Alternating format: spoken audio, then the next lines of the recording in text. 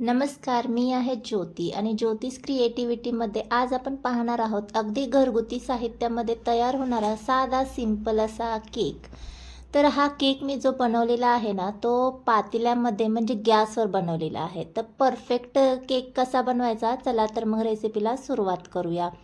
तर हा जो केक आहे ना, तो आज आपण केळीपासून बनवणार आहोत. तर इथे मी 2 केळी घेतलेली आहे. तर सगळ्यात अगोदर ही केळी आपल्याला चिरून घ्यायची आहे आणि मिक्सर जारमध्ये घालून घ्यायची आहे. आता दोन्ही केळी मी यामध्ये चिरून घेतली. इथे वाटी सेट करून घ्यायची. मी कपने मेजरमेंट केले. वाटीने घेणार असाल तर अर्धी वाटी साखर घ्यायची आणि जेवढी साखर घेतली त्याच्या निम्म आपल्याला दूध आणि जेवढं दूध घेतलंय तेवढंच यामध्ये तेल घालून घ्यायचं आहे आणि मिक्सरमध्ये हे फिरवून घ्यायचं आहे. तर इथे पाहू शकता बऱ्यापैकी फाईन अशी मी प्युरे करून घेतलेली आहे.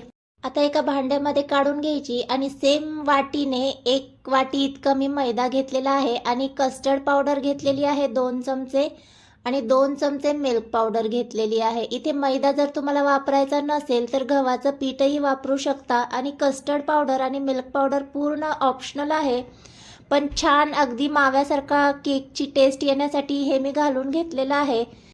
1 चमचा बेकिंग पावडर आणि अर्धा चमचा बेकिंग सोडा आणि चिमूटभर मी इथे मीठ घालून घेतलेलं आहे. बेकिंग पावडर बेकिंग सोडा जर तुमच्याजवळ नसेल तर 1 चमचाभर तुम्ही इथे इनो वापरून घेऊ शकता. छान सगळं एकजीव करून घ्यायचं आहे. इथे तुम्ही पाहू शकता स्टार्टिंगला जेवढं आपण दूध वापरलेलं आहे तेवढंच दूध यामध्ये मी वापरलं आहे. एक्स्ट्राचं दूध इथे मी घातलेलं नाही आहे.